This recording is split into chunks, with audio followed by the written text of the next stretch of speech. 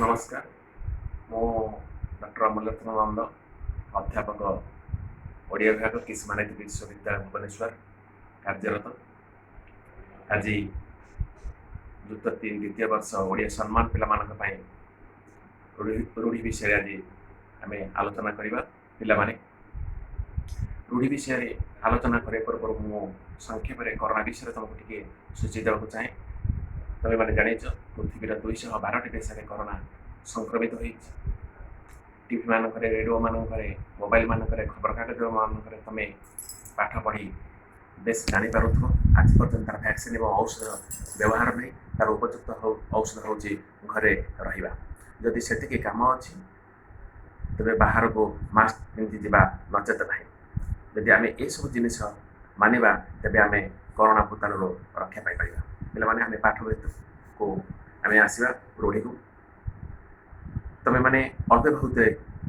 रूढ़ी विषय तुम धारणा निश्चिंत थी षष्ठ श्रेणी आरंभ कर आज पर्यंत आम श्रेणी में रूढ़ी और तार अर्थ विषय में आलोचना कर पाठ पढ़ीच ताकू आम आज व्याख्या ही करवा रूढ़ी साधारणतः 3 प्रकार गोटे क्रियायुक्त गोटे क्रियाहीन गोटे उपमा साधारणतः भाव जो देशर लोक साहित्य लोक संस्कृति साहित्य जिते उन्नत से देशर बा से राज्यर साहित्य उन्नतिर चरम सीमार पहुँची था देश के नईके बाँ पड़ी भिन्न भिन्न स्थान में भिन्न भिन्न चलनी एवं ये लोक साहित्य लोक संस्कृति ही भिन्न भिन्न रूढ़ी को संग्रह कर जोटा जीवन में आमको बहुत साहाय्य करें आम आज केतोटी रूढ़ी विषय आज आम आलोचना करवा प्रथम हूँ आम आलोचना करवा कुसुम परसे पटनिस्तरे कुसुम अर्थात फूलर धर्म हूँ ठाकुर गलार गलई दि जाए पूजारी द्वारा ही पिंधा जाए कि से पटुकार भूमिका किसी न थाए माड़ीटे जिते फूलटे बुंधे से पटुकार ही साहाय्य नहीं थाए एवं फूल सहित पटुका निजको गर्व अनुभव करता कहीं मो ठाकुर गलार ही पिंधि पार्टी तेणु गोटे समाज में गोटे नीच लोकटी दुष्कर्म लोकटी जो भल लोक संस्पर्श से आसी थाए निश्चिंत रूपे तार से खराब गुण आस्ते आस्ते कुआड़े दूरीभूत हो जाए तेणु ताको लक्ष्य कर साधारणतः आम ये रूढ़ी को आम प्रयोग करुँ आसम धीर पानी पत्थर काटे अधभाषा सुफल कै प्रत्येक जिनिस सांगे सांगे कौन कार्य हो पार ना ये समय दरकार आम आज घरटे करवा पैसा अच्छी सबकि पाखे थो कि घरटे होगाक दिन पर दिन मास पर मास वर्ष कभी वर्ष होता है तेणु प्रत्येक कार्य कम करने को आस्ते आस्ते सब जिनिस समस्यार समाधान हो पार आम जन्म होमें दिनके मैंने प्राक यौवन अवस्था प्रौढ़ अवस्था वार्धक्य अवस्था मृत्यु हो पारे आमको स्तर देवा पड़ो प्राक शैशव अवस्था शैशव अवस्था पर बाल्यावस्था बाल्यावस्था प्राक यौवन यौवन अवस्था प्रौढ़ अवस्था वार्धक्य मृत्यु तेणु ये सब जिनिस कम करको कम करा पड़ो आमको आस्ते आस्ते स्तर देवा पड़ो जिते पानी टे गड़ी तार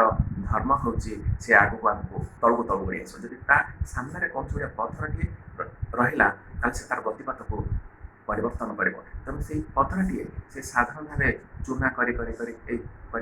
बाली ही परिणत हुए तेणु ये सब जिन साधारण भाव समय द्वारा सब किसी कार्य संभव होता है तेणु साधारण भाव आम धीरा पानी पत्थर काटे रूढ़ी को ओडिया लोक साहित्य लोक संस्कृति आम यह रखीचु ग्राम्य परिवेश आरंभ कर सहर परिवेश पर्यटन आसवा न देखला और छबेला न देखा स्थल जी जहाँ कर विश्वास कर गोटे छोटिया उदाहरण देने तुम मैंने बेस बुझीपार पाने एमती एक खरा दिन थाए गोटे छोटिया पोखरीटे जगदाटे कम पानी थाए फुटे खंडे पानी थाए साधारणतः खरा दिने काल बैशाखी हुए एमती एक दिन काल बैशाखी है 150-200 किलोमीटर बेगर पवन बहला जो पवन बहला से जो कम पानी था से कम पानी को एत जोर से उड़े नहीं गला सहित चूना माछ जो छोट छोट माछ थे से पदार पड़गला 200-300 मीटर 400 मीटर दूर में पड़गला एत जोर से पवन है पानी सहित जेहेतु पानी कम था तेणु भूई गछ पर सब लाखिगले गोटे लोक आसिक गाँव में कहला आज्ञा माछ गुड़ाक गचर चढ़ुं लोक मैंने विश्वास करेंगे ना आसुन देख एवं देखला कौन प्रकृत में से जिन ही सत्य तेणु जी जहाँ कह नदी भाषा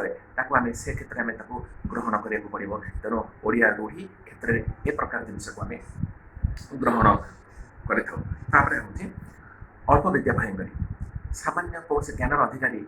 विद्या ग्रहण करवा बेले बेले भयंकर परिस्थिति सृष्टि होता है गोटे व्यक्ति विशेष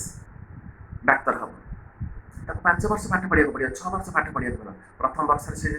पाठ पढ़ुव से जाकि कौन से गोटे क्षेत्र में ऑपरेशन करें कि कौन से रोगी को ठीक भाव चिकित्सा करें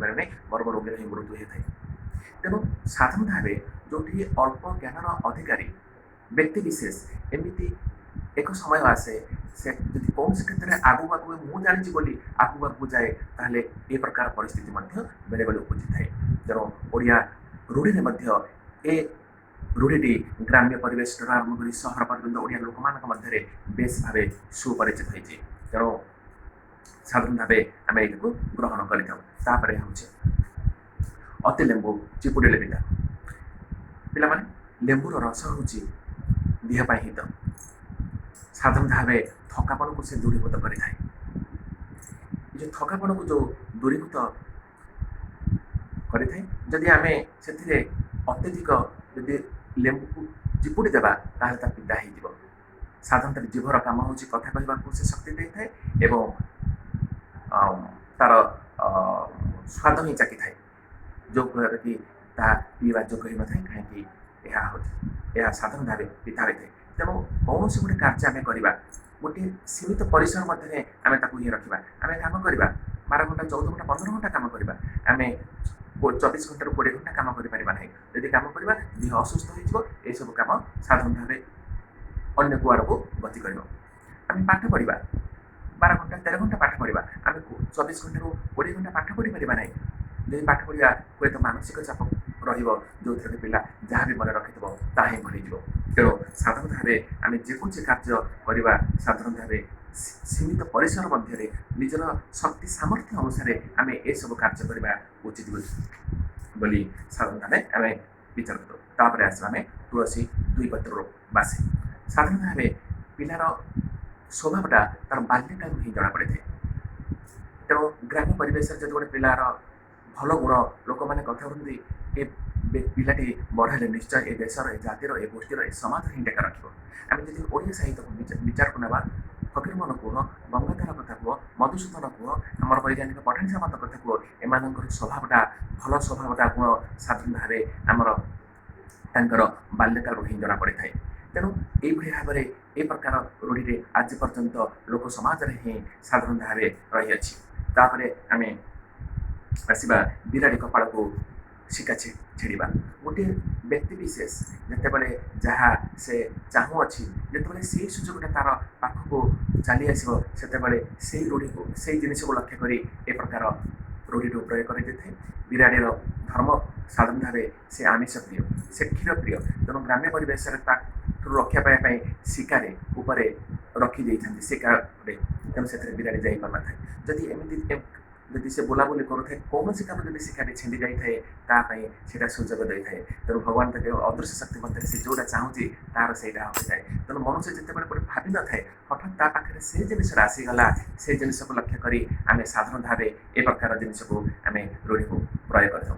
पाने मुझे तुमको एति रखा कहूँ चाहूँगी प्रत्येक रूढ़ी को जब आम एमती व्याख्या करवा निश्चित रूपे किसी ना कि नीति शिक्षा आसो कहीं नीति शिक्षा ना मनुष्य केवल तार समाज में से तार उन्नतिर चरमसीमार देखी पार ना तार कार्य क्षेत्र में देखी पार ना तेणु जो देश लोक साहित्य लोक संस्कृति जिते उन्नत से देश से उन्नतिर चरमसीमार पहुँचे तेणु आमर ओडिया साहित्य कौन से दिगर न्यून नुहे कहीं आर लोक साहित्य लोक संस्कृति ढेर आगुआ तेणु ग्राम्य परिवेश आरंभ कर सहर परिवेश पर्यंत साधारण भाव कथोपकथन शैली श्रोता और वक्ता उभय को लक्ष्य कर साधारण भाव आम ए प्रकार विभिन्न प्रकार रूढ़ीर प्रयोग करें आम आखिरिक आवेदनिक अर्थ न देखी जदि परिस्थिति परिवेश को देखिकी साधारण भाव ए प्रकार सब जिनस कार्य होता है पाने मुझे तुमको कहूँ चाहूँगी बर्तमान आउ ये भाव में आम स्तर दे आम आलोचना करवा तेणु आज मुझे सम्यक भाव टे आलोचना कली निश्चित रूप जीवन में एक नीति शिक्षा आम ताठू आम कि जापर कि आम शिखिपर आउ जहाँ कि रहा आम परवर्ती समय पुणी आम आलोचना परिसर को नहीं आने रोचे। नमस्कार।